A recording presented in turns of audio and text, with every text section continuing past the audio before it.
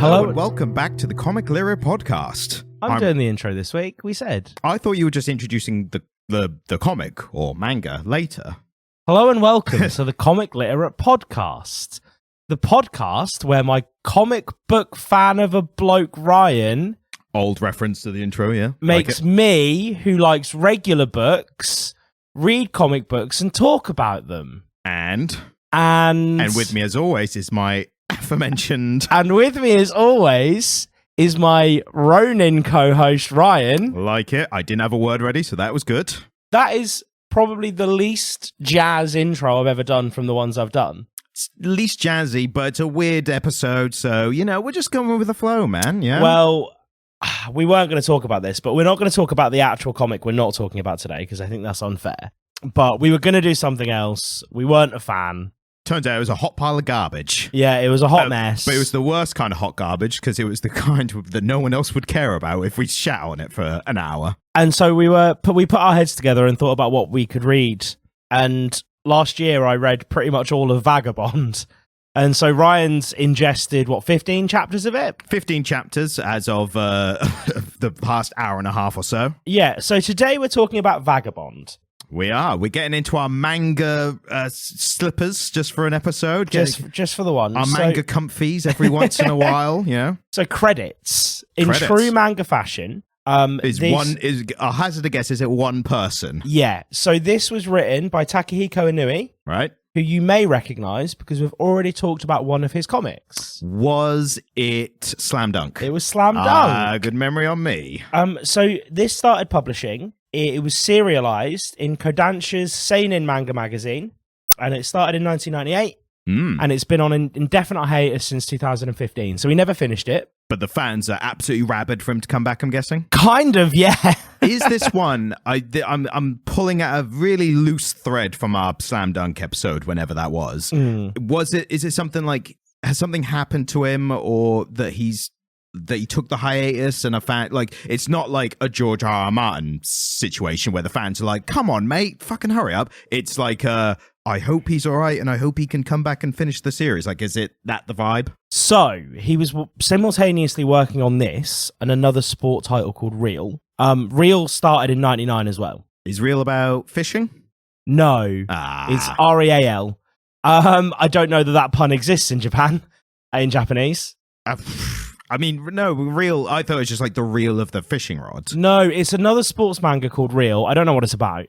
But he was working on this simultaneously, and I think he dropped this to focus on the sports manga because he was just enjoying writing sports manga. Right. Reel may even be the wheelchair basketball manga that he does. Okay, fair enough. But this one's based on a novel. By the way, for anyone listening, this is a bit of a topsy-turvy episode if you're a new listener, because normally it's me doing all the explaining of the superhero bollocks of the thing we're reading. So this is a bit of an opposite day episode. It's the opposite of what you think it's going to be. Exactly. So it's based on a novel, which in turn is based on the life of a real samurai. Okay. Miyamoto Musashi, who was a Ronin samurai in the sort of Meiji era of Japanese history, so around during the shogunate. And it loosely chronicles his life. It's loosely biographical. Would it be fair to describe this as like a embellished, based on a true story kind of thing to make it more exciting? You know? Yeah, very much so. And so some of the events are real. Some of the characters, Right. Some of the characters are based on genuine people. A lot of the big duels that he has in the comic book are based on genuine duels that he fought and won. Okay. I mean, as much as we can count on the historical text. Well, these things were actually quite strictly recorded. Right. Because the people who were practicing the martial arts at the time would have been retainers to various wealthy people. And so records of their exploits were kept so that you could keep track of who was who and who you wanted to hire to protect you or fight your battles for you. And so we do have quite good historical records of a lot of these things actually happening. Like, Musashi isn't one of these figures that it could be like mythological or fictional. Musashi was a real man who lived and did a lot of the things that we see in the comic book. a lot of manga. A lot of what's in... Should we have another bell? Oh, yeah. A bell every time you say comic and I correct you to manga. Yeah, absolutely. And then we have a klaxon for every time it goes the other way. Just making an extra work for myself. I love it when you do that, Ryan. It makes me happy. For the editor. But go on. For the editor that isn't Ryan. Yes. I think a lot of what's embellished are the interpersonal bits that kind of tie the big life events in Musashi's life into a story. I mean, pretty much like any kind of modern historical adaptation. Yes. Like, it's like, it didn't happen exactly like that. Like, we had to flesh out a little bit. And when we start talking about some of the characters, I'll give you a nod to the things that kind of readers of the comic book were like, oh, is that going to be that guy? Manga. Manga fans are going to be so upset.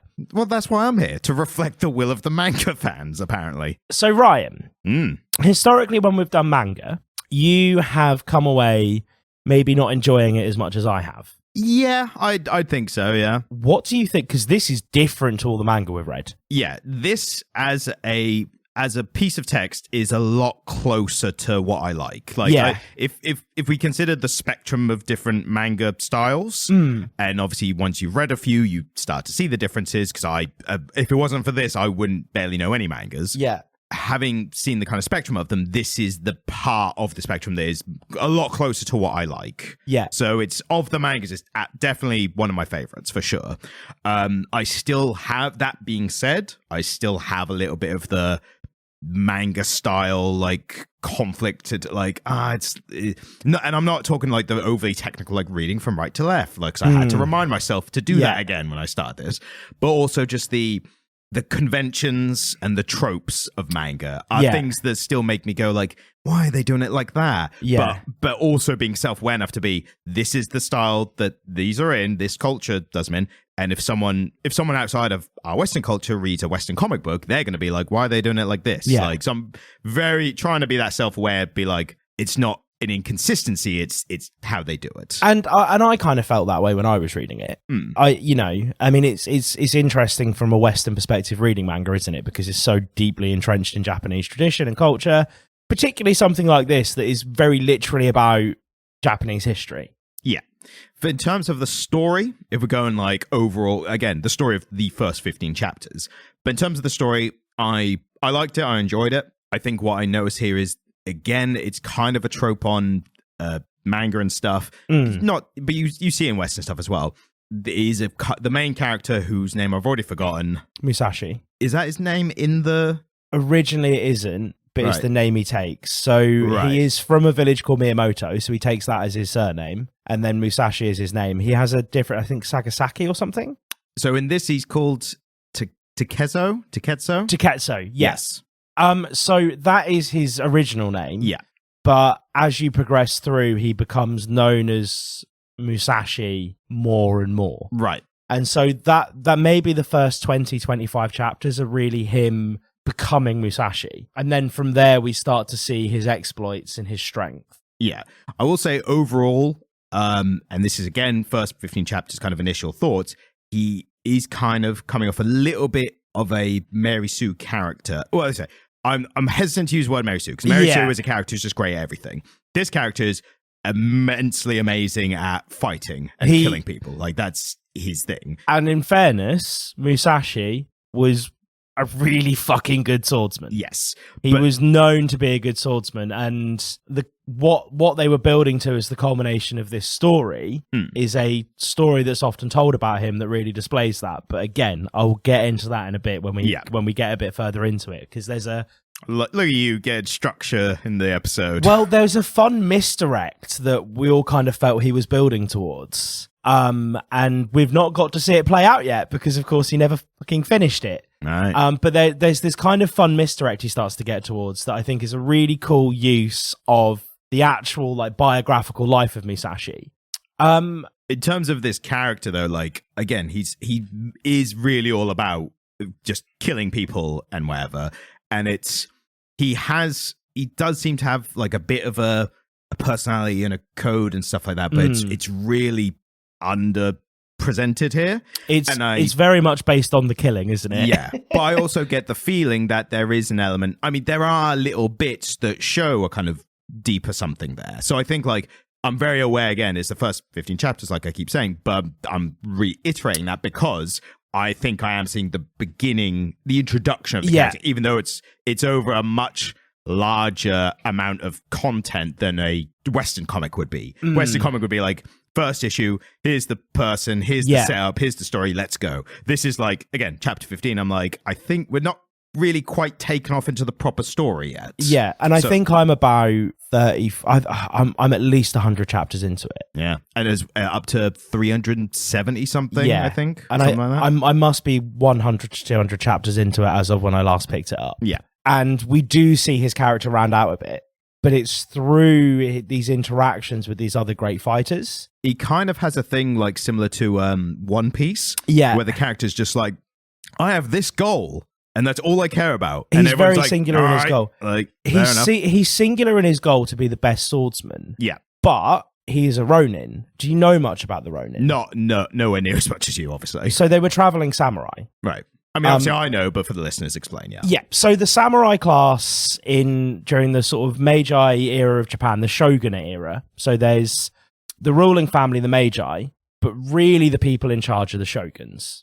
They are a ruling elite who power has not really been invested into, but they've kind of taken control of Japan during this era. The emperors are almost puppet emperors, really. And so the great shoguns would have retainers. They would have samurai who lived and worked with them. The samurai all had to live in the cities. They weren't allowed to maintain land. They were almost like servants, like public servants, but instead of the public, it's the royalty or the leaders. Exactly, yeah. So they lived in the cities. They weren't allowed to own land, but they were a thriving middle class. The samurai class were a thriving middle class who essentially lived almost in indentured servitude, but not really. But then the Ronin were these swordsmen who weren't retainers to a lord.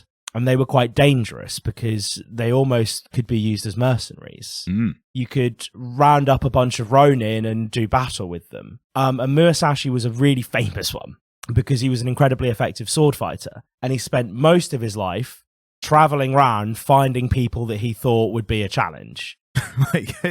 That's literally how this dude spent his life. No, I know. It's just as soon as you said that, the thought I got to was bloody South Park's version of Russell Crowe fighting around the world. Come on, Tugger. But it took him to. I mean, he ended up meeting them in the Yagyu clan, who were this incredibly influential clan. Like Yagyu Minonori is a bloke who wrote essentially the book that codified swordsmanship. If you look at the techniques that are outlined in his book, The Life-Giving Sword, it's very much the way that a modern practitioner of Japanese swordsmanship would hold a sword and use a sword and move with a sword. And it took him all the way to there to like study with those guys and fight some of those guys. And he wasn't a powerful man, but he was an influential man. And then his life culminated in this quiet period of solitude where he wrote and thought and meditated. And that's when he wrote his book, which is why we have such a great understanding of his life, because he wrote a lot of it down. But then with this stuff in history as well, I was going to say this earlier, but is that whole, was it the winner writes history? History's written by the winners. So it's like, I bloody beat this guy up and he was nothing and I just kicked his ass and who cares, you know? Yeah, exactly that. And I think what's really interesting in this narrative is it kind of shows him as a bit of an impetuous, bloodthirsty child, at least at the start, you know? Yeah. But we have put the horse before the cart here, Ryan, because we forgot to starting with the arting. I mean, to be fair, we do, even though we still call it starting with the arting, we do a little bit of like overall, like, what are your general thoughts on it kind of thing? I suppose. But what did you think of the art? Now we're properly getting into it. This is starting with the art. So what did you think of the art? I think it was good. I think this is the X number of mangas it takes for you to see some of the subtle differences. I think if you haven't read, speaking to someone who for the longest time had read barely any mangas, I think it's easy to look at a bunch of different ones and go, oh, they all look the same to me. Because you need to experience enough of them to see the subtleties a bit more. Again, probably like Western art to anyone else. But this one, really enjoyed it. Obviously, big emphasis on the fight scenes and things like that. There were a couple of panels where I had to literally go back and reread it a couple of times because I wasn't sure what was happening. Yeah. I think this is probably specific to the artist. They're really good at doing a scene, a single panel, like, and showing the body movement and stuff, and the way a sword or a weapon is like cut through the air and has hit someone and the impact, like great stuff like that. When it comes to showing where characters are and were and moving to across panels, it all becomes a bit more loosey goosey, doesn't it? Yeah. And it's not like they're not trying. Yeah. It's just I had to go back and go like, hang on, who's that and what's happening here? There's a bit really early, like first chapter, I think, where him and his mate Matachi, they get found by refugee hunters. Yeah.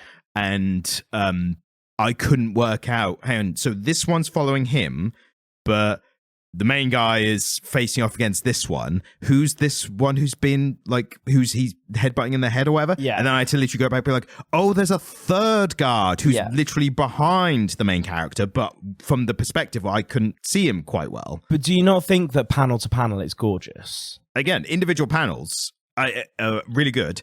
Again, I think there's a thing we've seen with other mangas where manga artists, especially when they're doing it all themselves, they intentionally simplify some panels to spend more time and detail into on other panels. But he never devolves into the chibi thing. Not chibi, no. I'm saying more. You'll see like a character and just a blank background. Yes, and it's not to be like, I don't know where he is, because like you read the scene, you see like where they are, you still know where they are and stuff, but it's very much an intentional. I'm not going to bother drawing the forest behind this character for this panel or the wall or whatever, because I can get away with not doing it for a panel.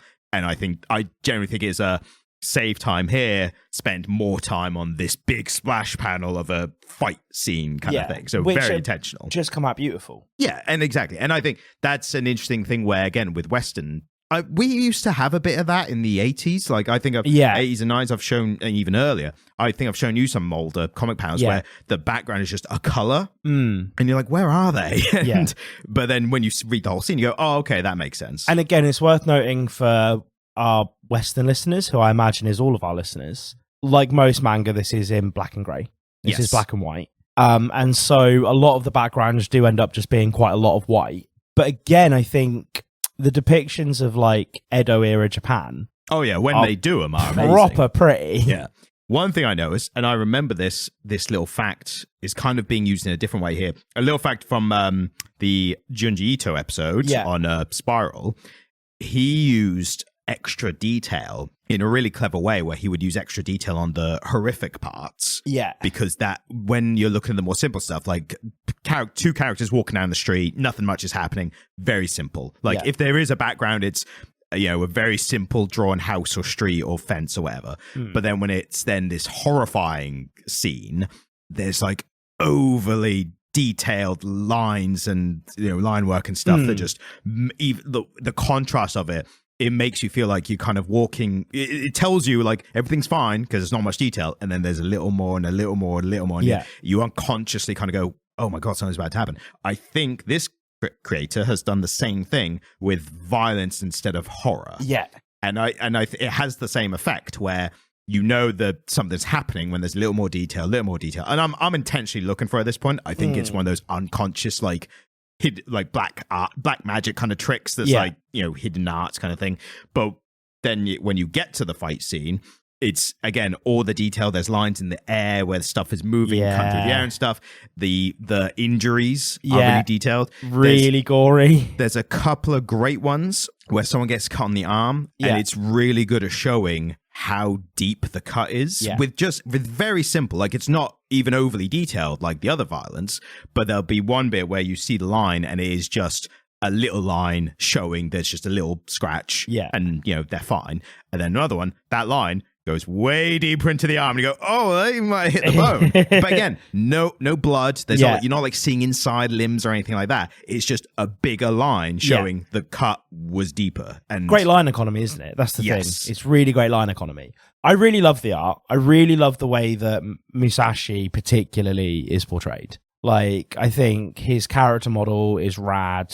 the anatomy, because he's conveying a really strong sense of anatomy with all these movements. Like, I really get a sense of everything he's doing. I mean, it is that famous thing of across manga and anime, it's, I wonder who the main character is. It's like the most detailed, cool looking, like sometimes they've got crazy hair and they're just like standing in a bunch of like normal looking copy and paste people. He's the only dude without a top knot. Yep. He's the only dude who has a very distinctive silhouette, doesn't he? He's the hottest character by far. Fucking hottest character, yeah, definitely. Yeah. And he's just a bit of a murder hobo. When he gets that robe off, and he's like, he's absolutely not jacked, but he's cut. Yes. He's so cut, isn't he? Yeah, he's got those gutters.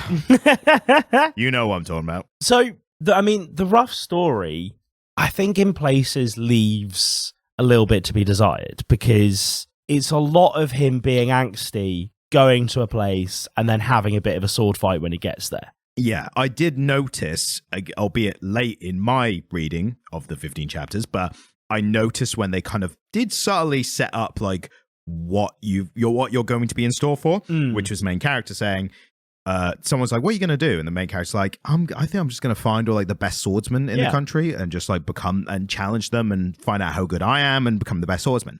So it's like it's a way of being like, this is what's going to happen. It's a little bit of rinse and repeat, but if you know manga and you know it's a good one, it's going to be it's different enough each time that's going to be interesting. It's like the Pokemon, like, I'm going to be the best Pokemon trainer. Yeah. You know generally what that entails, but it's not telling you what every issue is going to be like. I mean, isn't it similar in theme when you actually cut down to the core of it, of the central observation of the Pokemon anime? I mean, of the Pokemon, of the One Piece, of the Demon Slayer one, I can't remember. Demon Slayer had some nuance that I don't think is present in the others. It had different reasons for the goals, yeah. Yeah, but the goal is I'm going to travel place to place, have a bit of a fist fight when I get there to see if I'm better at the other guy better than the other guy at fist fighting, right? Yes. And it delivers that in spades, but I think the nuance comes a bit further than you've read. So one of the first big fights he has is against the sort of top boy, if you will, in this dojo where they have a novel and very effective spear fighting technique. And he loses. And that's interesting. Yeah, and he spends a bunch of time in training on a farm with this old farmer. Turns out the old farmer is the father and the founder of this dojo. And he trains Musashi because he's like, well, my son needs a proper challenge. And so he trains a guy to have a fight to the death with his son. And it's like, and I think it really conveys the brutality of the age. And it conveys how singular they all are in their goal to just get really fucking good at fighting. But it's also a growth moment for Musashi because he spends this time with this old guy and kind of learns humility from him. And he learns things about himself. And again, when he gets to the Yagyu clan, they have a technique called the nose sword, which is disarming somebody without drawing your sword. And it is a real thing, and it's a real thing they used in battle, and they were very good at it, and it was incredibly effective, weirdly. I mean, I don't know how you would make that technique of not using a sword in a sword fight effective. But again, he learns a lot from them, and his character does grow. There is growth. There is an arc here. I think the Pokemon comparison was probably more apt than you even thought it was. But when you really cut down to it, they're very similar, but Ash doesn't really grow. I mean, Ash never grew in the anime as far as I knew because they just wanted to keep the anime going. Yeah. Like, he literally didn't age. They obviously want to keep churning it out because they want to keep, selling merch and stuff. Whereas here, it's very much a story first. Yeah. I get the sense that they are doing more to grow the character because it's like that's what people are here for, is the story, not merch or whatever. And then Matachi's story goes wild. I'll say I have no idea where that's going, so that's interesting. So he ends up living with a prostitute. Is that the one we met at the beginning? Yeah, Musashi's friend. Yeah. So he ends up in a big city, I think Kyoto, living with this prostitute who is funding his drunken lifestyle. And so his character arc kind of goes through the floor, and his mum and uncle end up traveling the country trying to find him. And eventually they do find him, and they're just wholly disappointed that their golden boy, who, like, Musashi's we see at the start, don't we, that Musashi's dad died, and so he's kind of an orphan. Whereas Matachi comes from a good family in the village, and he comes from a place of good standing, and then he pisses it up the wall.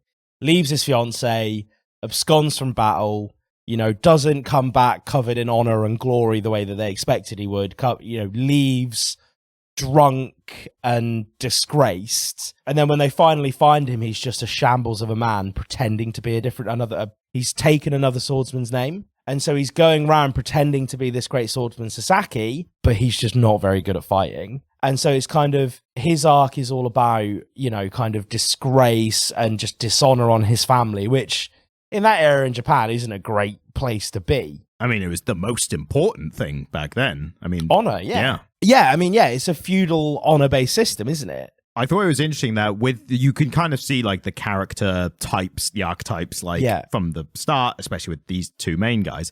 And it was interesting. I thought that the second guy, the friend, he really at the far at the beginning kills like 4 guys in a fight. And I kind of thought, oh, maybe he's like, I thought he was going to be a bit useless, but maybe he's really good. He's just not as good as his mate who's the best. Yeah. And then soon after that, there's another fight happens and he's like, I've got to run in and save him. And he freezes on the spot and he can't. And I thought, it's weird that he's gone from this to that like so quickly, because the second part felt more in line with his character type, like the friend who's not, is struggling to do anything. Yes. I suppose the big twist that they're setting up is that there's this very well recorded fight in Musashi's life where he is meeting this samurai, Sasaki. The guy the mate stole the name of? Exactly. Right. And he turns up and he doesn't even bother drawing his sword. He takes the oar off his boat. The other guy has an actual steel live edge and he beats him with a boat oar. And this is a thing we see a lot in the comic book where Musashi will take people on who've got real swords and he's just got a bokken, a wooden sword, and he beats them. But he beats the shit out of this guy with a boat oar. And obviously the twist is Mitachi going to be the Sasaki that he meets in that fight? And that is the end that they were building towards. That is kind of the end that they were building towards. It was all about, who is this Sasaki guy? Is it going to be the original bloke whose name got stolen? Is it going to be like one of his brothers or a cousin or something?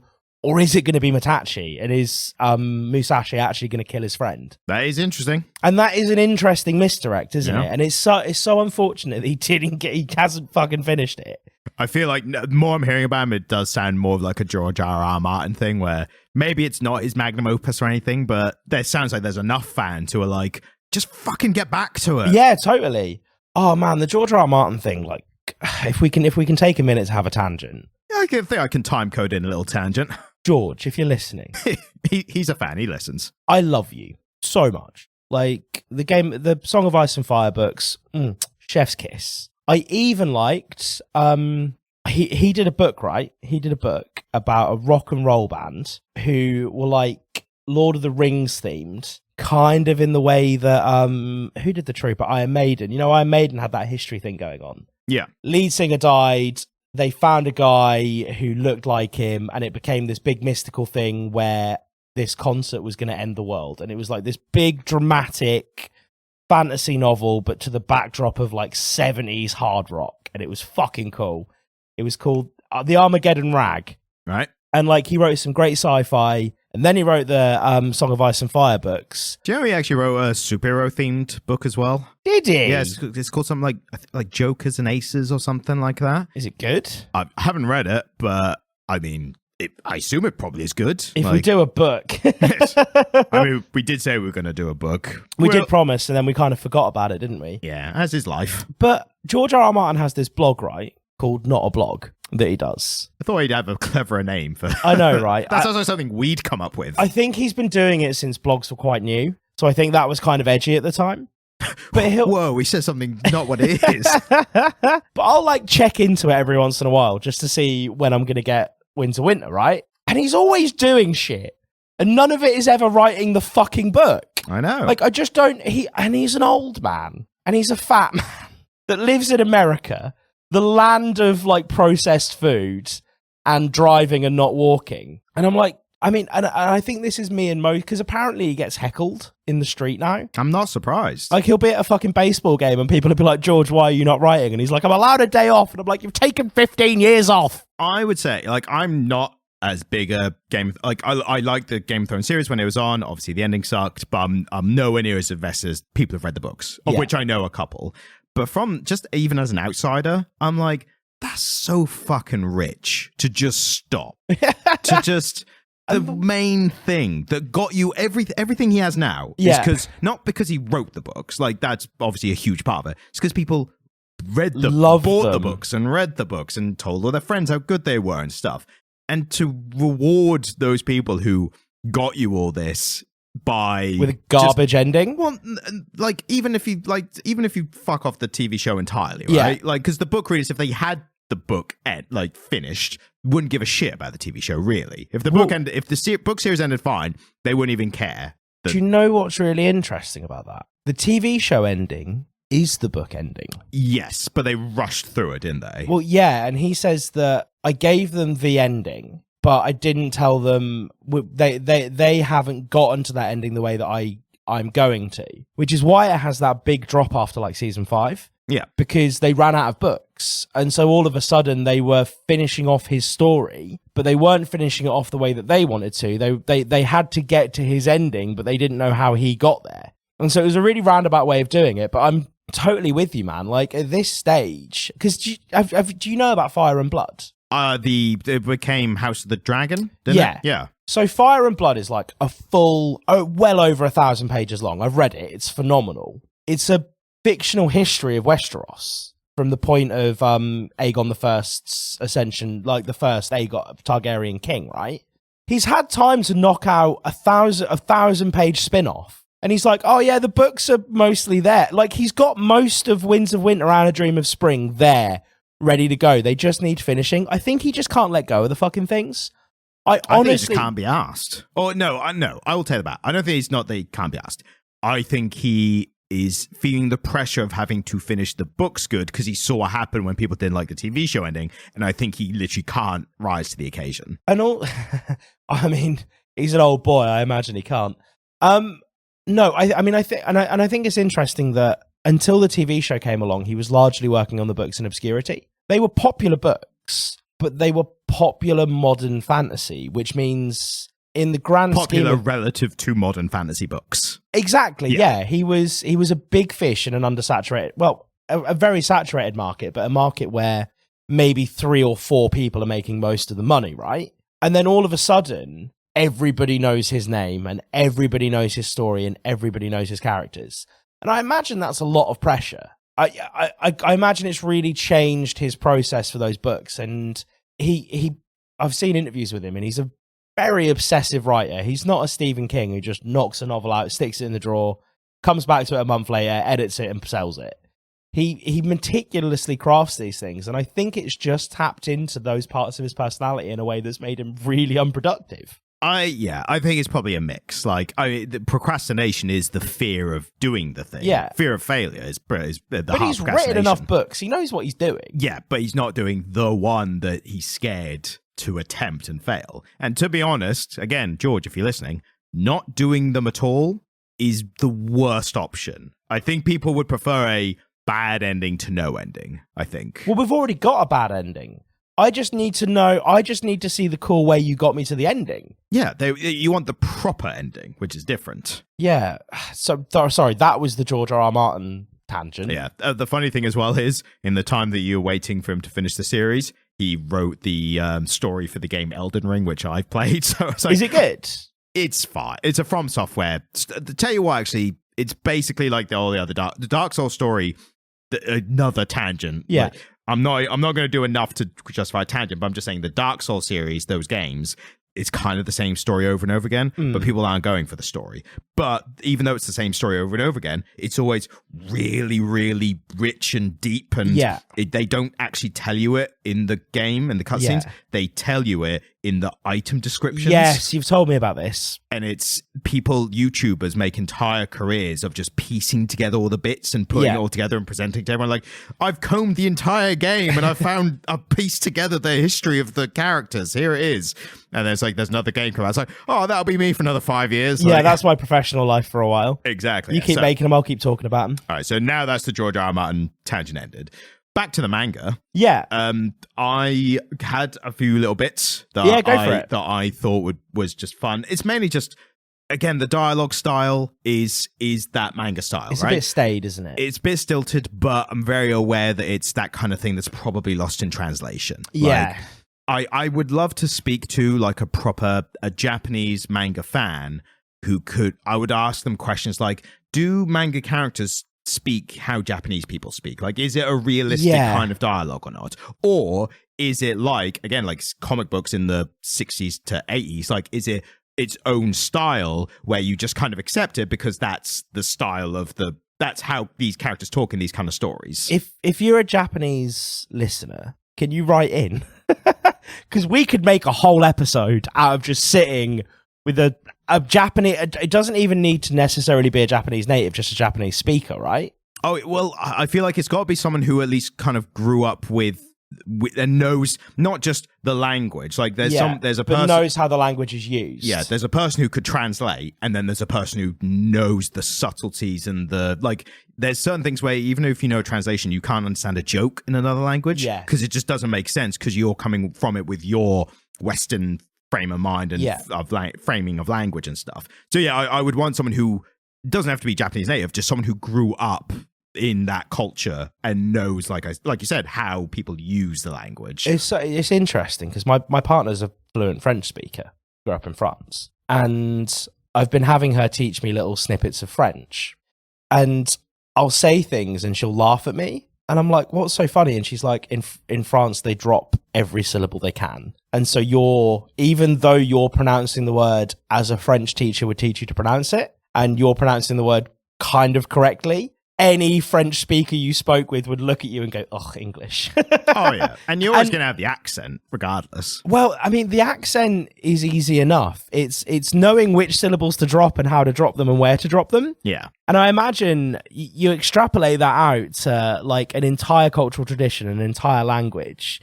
and then take a story that's so firmly rooted in that tradition because it's not just of it; it's about it. It's not just a Japanese thing, it's like about Japanese history, right? Yeah. And then you put that in English and it's like, yeah, it's probably going to sound a bit weird. But then the other possibility for us naive Westerners is that it could be that there's a manga style, these are how characters talk, or maybe Japanese people do speak very to the point and straightforward.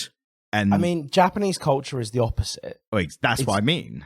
Desperately polite, isn't it? Exactly. So, but then when you've got these like scenes where, I mean, prime example, right?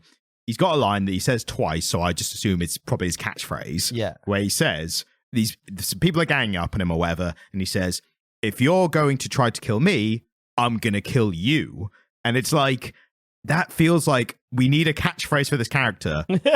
Let's put this one as just a placeholder for now, and then we'll come back to it. And then they printed it and went, oh, fuck, we left a placeholder in. But that could sound really snappy in Japanese. That's what I mean, yes. Yeah, exactly. I see exactly where you're coming from. It sounds like someone's like in the moment trying to come up with a quip. Yeah. And they can't, so it's like, you're trying to kill me? Nah, mate, I'll kill you first. Like, oh, you showed him, brother. It's a good thing you fight good because you don't talk that well. No. You need to take a page from those the Western superheroes. Like, they'll quip your ass off. Like, they're more expert in quipping than they are fighting.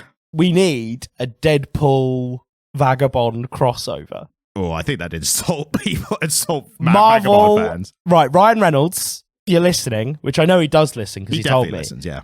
Ryan Reynolds, if you're listening, you are the only person I think that has the power to get Inoue to do a Marvel crossover, Musashi and Deadpool. And it's all in Japanese. All in Japanese. Deadpool's yellow speech bubbles. His speech bubbles, yeah. No, because Deadpool has two colors of speech bubble, doesn't he? So, yeah, his speaking is yellow, and there was a time, I think that lasted about a decade, maybe even two, where he had another voice in his head that had white narration boxes. That's the only thing in English. Right. Maybe his fourth wall breaking's in English. So when he's interacting great. with the story, it's all in Japanese. And then when he looks to the camera, it's like, by the way, my balls, or whatever. And then when we do the English translation, the fourth wall breaks are all in Japanese. Yeah, I'd be up for that. They do that weirdly. There was an era in Pokemon cards where they did that. Fourth wall breaks? No. So on the Japanese versions of the cards, kind of in the image behind the Pokemon, they had like impact stuff, and then in a big impact font it said something. When they translated the cards into English, of course, all the text behind them was Japanese. But it's so weird because you're looking at this really epic like Japanese Pokemon card, and then behind Charizard it just says like "Pow." Do you know what I mean? It's really fucking weird. That's one thing I notice here is I don't know if this is a I can't remember if this is a manga thing or not, but like Western comics, the words describing sounds, like I think that is just a global comic trope. Yeah. Across comics and mangas of just because how better to get across a sound effect then it's like just write what it sounds Clink. like. Yeah, exactly. Or just like wham or pat, whatever. So I was seeing that, I was kind of like, oh, that must be just it's just like the, when you see cultures like other sides of the world do a similar thing because it's just the smartest way to do it. Convergent evolution. Yes, I think it's that in comics. Yeah. Although you see less of that impact stuff in modern comics, don't you? There's less like Pams and it depends blams. on the style. Like some will do a little more of a throwback style, not even a throwback style, but like it depends what Wolverine's claws still go snicked, don't they? Yes, and that's even if you're not doing the rest of them, if you didn't do that, that'd be like sacrilege. And like there's a Spider-Man one, isn't there? Like the sound is web. Thwip. Thwip is his web, isn't it? Yeah. And the other one I know is Nightcrawler. Whenever he teleports, because it's always a puff of smoke, it's BAMF. There's BAMF. BAMF. That's quite nice. Yeah. BAMF. And imagine they had to, at one point, they had to translate them to like cartoons and stuff. It's like, well, now we need to make the slicked sound or the thwip or the bamf. And in fairness, though, the old X-Men cartoon, 97? That is my like abiding memory of it is Wolverine's claws going snicked. Yeah, but then even that was kind of like a shing, like a metal. So yeah, I don't think even they got it dead on. If it wasn't for snicked, it would be absolutely fine. But it feels like I think it's meant to be like. I think the reason is kids' cartoon that.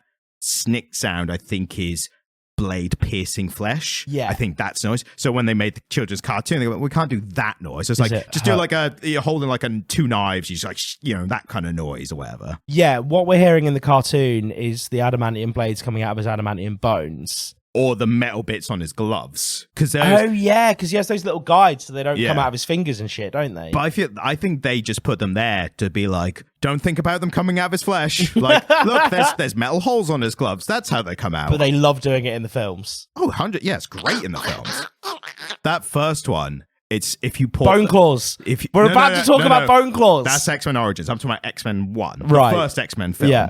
When it comes out, there's a like half a second shot of like a really fake looking bit of skin, and it's obviously like pre-cut, and the blade comes through it, and it's at the time you're like, Wolverine's claws, live action, yeah. And then when you go back to it later, you're like, God, if they showed that for even like a quarter of a second longer, that would have been real bad. Yeah, because it looks if you pause it looks awful. But when it's just a quick thing, you're like, cool. It almost looks a bit vaginal, as I recall. It just looked like he'd pre-cut the skin, which again, rapid healing. You wouldn't see that. Yeah, like you wouldn't even have scars or nothing. But they did what they could at the time. Yeah. The other bit that I thought was fun was I had the the Leo meme where he fucking points at the like that. Do you know what I'm going to say? No, but go for it. It's the bit where he says someone says something like, "Oh, who are you? What are you?" kind of thing, and the main character's like, you know what, like. Pans big splash pan of his face. I'm a vagabond. And I was like, hey, there's the title. He did the thing. There we go. I thought you could have saved that. Like you could have. Overall, did you think it was a cool thing? Oh yeah, it's probably the best manga I've read. The only one that might surpass it for me is one I've been meaning to read, just never got around to, is One Punch Man. But I love the anime. Like I'm really big on that. The One Punch Man anime is fucking phenomenal. I've read a bit of One Punch Man. It's good. I mean, we'll save it for when we do the proper episode. But just such a smart like homage and parody to the whole superhero genre, which is why we not done One Punch Man yet. We have not done One Punch Man yet. Seriously? Yeah, seriously. I could have sworn I was scrolling through the podcast the other day. I could have sworn I saw his little face on our thumbnails. I'm almost certain we haven't done him. I don't think we have. I think I would have remembered like the most I've looked at is I've looked at like I've picked one up in a comic shop where they have the mangas. And I've like looked at the first kind of chapter, been like, oh, that's how it looks. I love that we're at the point now where we can't remember what we've talked about. If that's the first stage, then hopefully the next stage is profit. Oh, I think that's how it works. We're never getting there, bud. Nah, don't worry about it. Yeah, I think that's it was really enjoyable. I think I forgot to mention this earlier, but I think generally what I think makes it work, because again, mangas are slow to get that character growth and the plot points across, but then they feel bigger when you get to them, when they happen and you're more invested. I think what carries it in between those moments is it is something at the core of it what sucks you in before the plot points in the character growth is it's just really fun to see a really accomplished, capable fighter take on a bunch of goons who are kind of assholes. Yeah. And then just being like, there he is. There's the Vagabond. Get him, boys. Like, we'll rough you up. It's like, oh no, he's killing us all. Like, we shouldn't have been assholes to him. Cuts through all of them like we should have known he was the main character. Look at him. Look how good his character design is. We should have known. He's kind of a bit like modern Batman in that regard. It's just fun to see Batman just kicking bad guys' asses, you know? Yeah, like that DC. It's not DC Ultimates, it's DC Absolute. Yeah. Yeah, there was a lot of like these bad guys. That one went really overboard with they just burned down an orphanage. Yeah. Someone will save us. And Batman's like, I'll give it a few more pages and then I'll be there. And Batman kicks some ass. Yes, exactly. Yeah. So it's kind of, and I think that's, as long as you've got something like that, and it doesn't even have to be like a fighting thing, just it could be humor or it could be, just like fun, anything that's fun or just it makes you enjoy the moments. You can take longer to do the plot points and the character growth and all that. Yeah, so totally. I think that at its core, that's what keeps this going. Because then you go, it's that thing where I came for the fun violence and I stayed for the beautiful character growth and the all that stuff. So yeah, I think that's my kind of main takeaway. And again, this is one that we've talked about maybe 3% of. Yes. We've not delved into Takehiko. Are you looking at me like I'm going to correct you? Mitachi's fiance. Oh, Otsu? Otsu. Yeah. So there's a blooming romance between her and Musashi that's kind of what's the word? Unrequited? Yeah, there's this sort of unrequited romance between them, and I believe I knew a word and you didn't. That's a rare one. My brain is fizzy today. I did enjoy, there's another example of introducing a new character who's going to be a good kind of counterbalance to the main character, the monk character. Takwon Soho. Yeah, he's a real dude. Yeah, very obviously also very capable fighter because he's not scared of the main character and not scared in a, I'll take you on, I'm hard as balls as well. It's you're all right, mate. Like Takwon Soho wasn't a fighter. No, but you could tell he's there's a part where the asshole guy who's in charge of the village is about to take a swing at him, and the guy's just still talking to him like, you're incompetent, like you're impotent, you're an asshole. And then when he finally does go, he only does like the tiniest cut on his arm. Yeah. And he's like, you have to put the power in the hips, like that's why you're only going to do like shitty little cuts like that. So he was actually a rogue Zen monk in real life, and he was a really fascinating bloke. He's like good mates with the main guy. He was a friend of Musashi. He was also a friend of the Yagyu clan as well. He knew Munenori. Yeah, I mean the mate, like the leader of the land or whatever. Until he was exiled, right? Until he said things that they didn't agree with, and he ended up living in the mountains. And he was a mad old coot. Bloody typical. What's his name? Yeah, sounds just right up. That sounds like a bit of him. Doesn't typical it? Takwon Soho. Exactly. But yeah, no, he's a really interesting figure. His book. He wrote a book. It's very good. Fair. Good. You've got that. You've got that. And George R. R. Martin's like, who finished the books first? I mean, the writer of Vagabond, like, imagine if they're just in like a group chat. It's like, you finishing your book yet? Nah, mate, you? Nah, fuck it. Who gives a shit? They can read Harry Potter again, the bastards. Yeah, exactly. So yeah, I think that's all we can say on the first 15 chapters of Vagabond and everything else that you've contributed. Yeah. So we had an audience write-in. We got a little bit of listener writing. Someone who's written in before, but they just kind of commented again. And have they written in before? Yes. So it is one Leon Goopy again, who I can't see his previous comment. He gave a nice comment and we read it. And then he commented on another video and said, another banger. If you guys do any older stuff this year, would you talk about Silver Surfer Black? And then he commented his own one saying, LMAO, I commented this before finishing. Thanks for the shout out. So it's eager commenter and finish the episode, which is double threats. Like, so he commented again without realizing that we shouted him out, and now we're shouting him out again. Yeah. So now you got to do 4 comments this time. Absolutely. You need to keep going, bud. So you showed me this, and to be honest with you, I just had a squiz around the art because you told me that was what was most interesting about it. Yeah. So the thing about Silver Surfer Black, I've read it and I enjoyed it. Yeah. The thing about it is we had a similar thing when we did Doom 2024 by Hickman. By Hickman. So the thing about that was, it's like this. It's a very art-focused story. It's a story for the sake of let's do this crazy art, right?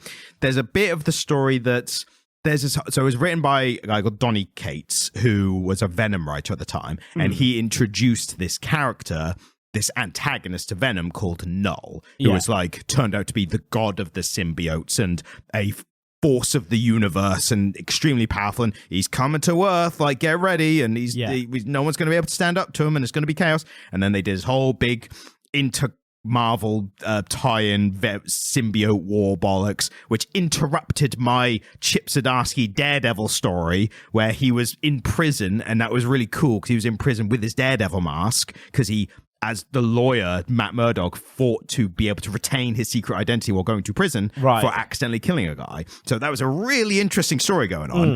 And then the symbiotes got in the prison and he got infected with the symbiote, and then he broke out of prison as an infected symbiote, and it was like, way to interrupt the story I was really invested in. Yeah, thanks, cheers, guys.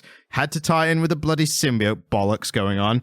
So I've got a bit of a gripe with it. But in the Silver Surfer story, so Donny Cates was writing Guardians of the Galaxy at the time, and there's a bit where Thanos, either they're confronting Thanos or Thanos had died, and they were trying to find like the Infinity Stones that he'd lost. Is Thanos a Guardians of the Galaxy big bad, not an Avengers big bad originally? The Avengers big bad, because he's space, and it was a Guardians of the Galaxy thing. It was just happening in space. Yeah. Basically, there was a thing where a bunch of heroes tried to do a thing, and half of them got like sucked into a black hole or whatever, right? Nice. So what they did was Donny Cates then wrote Silver Surfer Black to explain what happened to the Silver Surfer who got sucked in a black hole. It's one of those comics. Yes, he's like a little time kind of thing. And then he, in the black hole, he gets kind of sent back in time, and he then meets the god Null character well before he's introduced in the modern timeline. So it's really interesting in that like interconnectivity and stuff, even though I have my issues with it.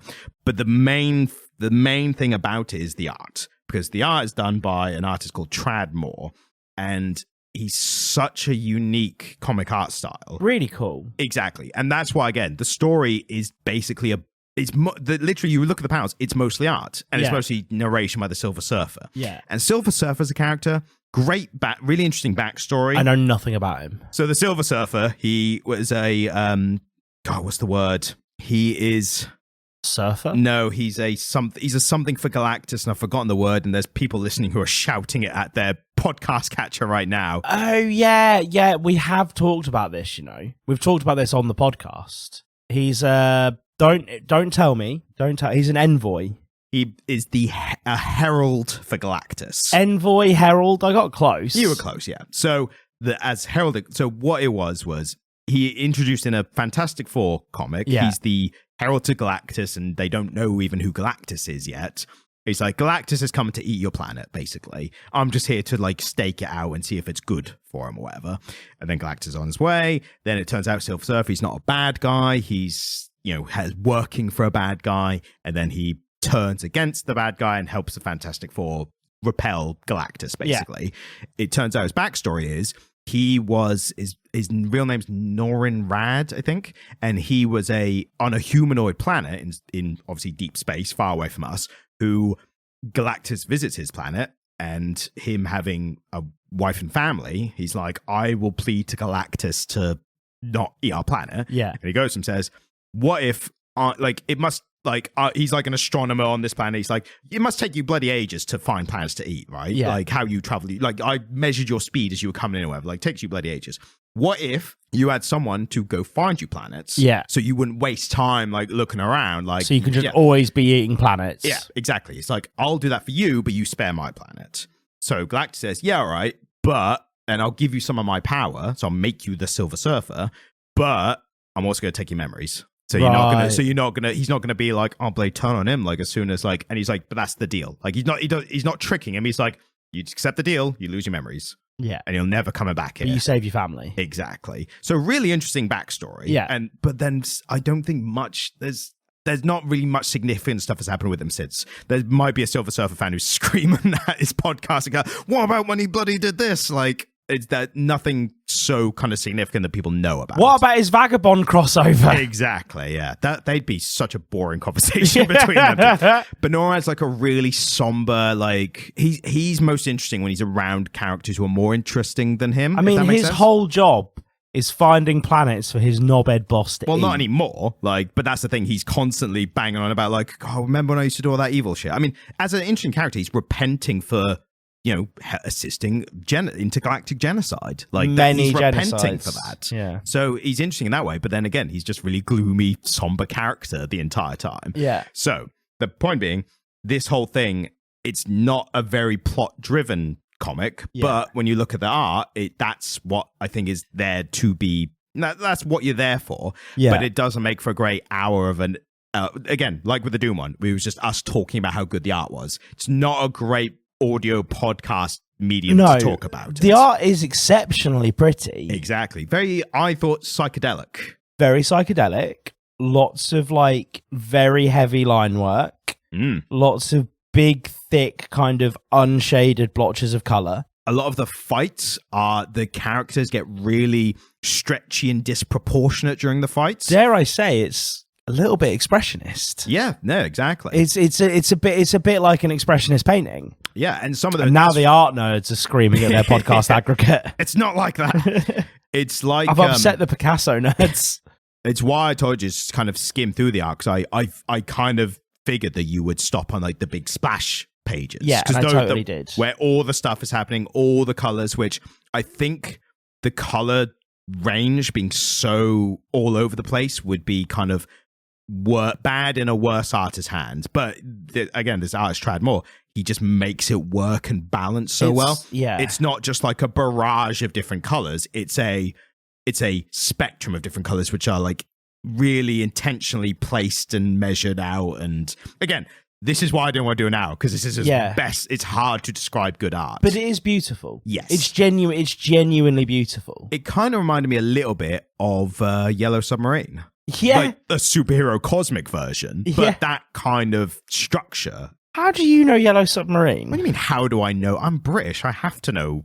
I have to know Yellow Submarine at the very least. What, the movie? Yeah, the animated film. Yeah. That's like... To be fair, I thought you were just talking about the song and like the music video, which is like this, isn't it? But I have seen the film as well. Yeah. Yeah. That's a Beatles deep cut.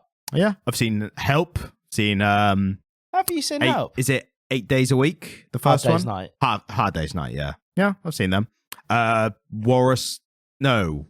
What's the one that they do, Eggman and Walrus? And the Magical Mystery Tour. Yes, that one, yeah. Do you know how Hard Day's Night came to be? Were they just filming a music video and they were like, let's just keep rolling, baby? No. It's mental. It's properly mental. So... Sorry, putting tangent for Jamie's Beatles, not rant, not tangent, explainer, something like that. Yeah. I'll figure out later. So the Beatles were signed to Parlophone, which was their label. And this other record company desperately wanted a Beatles album. They wanted a Beatles album bad, because the Beatles were making bank. They were the biggest thing on the earth at that time, weren't they? Or was it just before? Yeah, this was just before, because the Hard Day's Night came before Help and after Beatles for Sale. So, like, their first maybe one or two albums have dropped. They're not quite in America yet. They're not huge, but they're big. And Beatlemania is starting to set in the UK. And this record company wants a Beatles album, and they're like, sorry, we're tied into Epstein, we're tied into Parlophone. Not that Epstein. Different Epstein. Yes. Brian Epstein? Brian Epstein. Probably, yeah. Yeah, Brian Epstein, that's his name.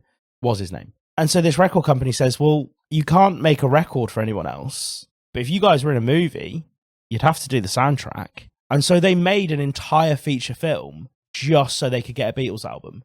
And the Beatles wrote and recorded that album in a day. Naturally. So they would take a bit more time. They would normally do like a song over a day or a song over a couple days. Yeah, but they're so good they could just palm one out, like, if they needed to. And there was no script for the film.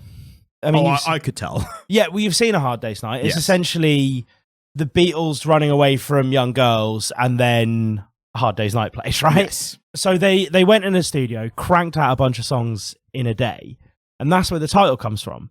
Because they're working on A Hard Day's Night, and they've got like a drum groove and like a guitar line, and obviously Ringo's got blisters on his fingers at this point. And he looks at one of the others and he says, of course, been a hard day's night, ain't it, lads? And then John and Paul look at him and they're like, fuck, that's great. That's perfect. That's the title of the song. And it became the title of the film. I would imagine they'd be a bit more like, yeah, whatever, shut up, Ringo. Hang on, what did you say? Yeah. Wait a minute, say that bollocks again. I mean, they were pretty firm amphetamine addicts for a lot of the Beatlemania era, weren't they? I mean, who of us aren't, really? You know? Well, they got into it in Hamburg in a big way, because I feel like before we tangent again, we should probably get back to wrapping up the Silver Surfer Black mention for Leon Goopy. Yeah, so I didn't really pay attention to the story, but I definitely paid attention to the art. Really cool, really interesting. I would love to see this artist get with a really good writer. It's hard to imagine what. I mean, we've seen great art and great writing. There's some art that I feel like the artist needs to be passionate about what they're making, and that like per panel, and that might not match up to what a great writer wants to make. You know, whenever I see like exceptional, groundbreaking comic book art, it's often in comic books that aren't that interesting as a read.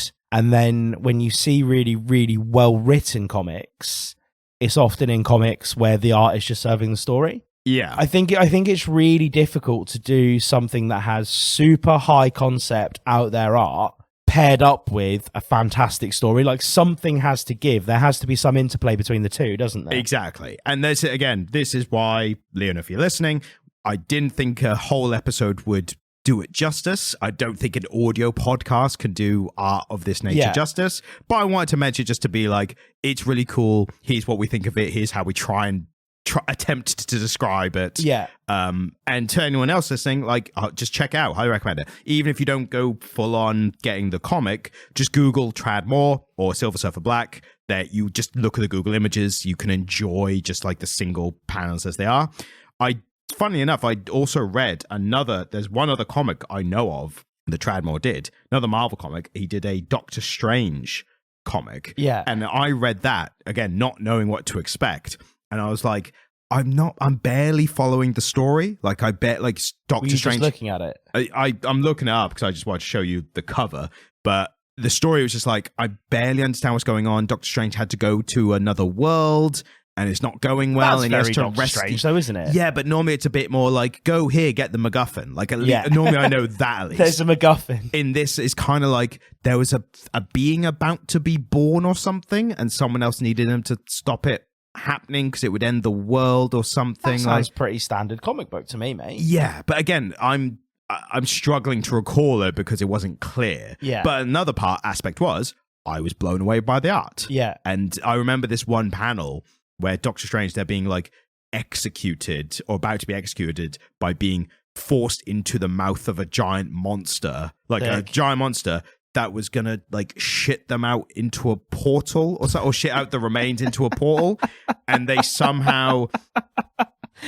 That is such a threat. I will eat you and shit your remains into a portal. No, that has been an interesting tangent, and I'm glad we did it. Yep. And I think that's almost about it for the episode. It feels weird. This is like first proper episode we've done kind of back to reality after, New Year's and all that bollocks. And it's been a weird one. I mean, we've made it all the way to like mid-January. We've made it. I mean, I don't know about you, but I found like coming back on that, when you come back from the holidays, you just got all those emails built up and what have you.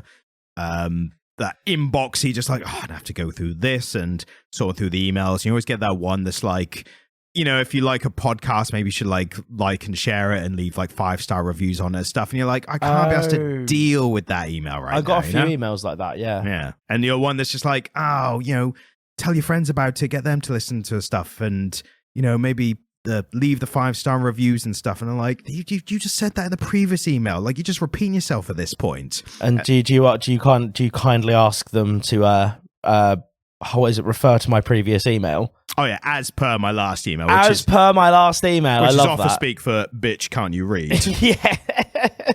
Bitch, can't you read that you actually need to be sending this to comicglitter@gmail.com? Yes. Is that the inbox? Email, yes. And that's like, it's meant to be for like, if you enjoyed listening to things and you want to get across some thoughts and opinions, maybe recommendations and stuff. And I feel like the emails just need to be very succinct, very, into work environment, very important. And just trying to get across that call to action without anyone realizing what we're doing, that kind of stuff. Yeah, and it's like I had one when I came back from work, and it was about this guy had like emailed in randomly telling me that on his TikTok he'd been doing daily short videos about interesting facts from comic book history.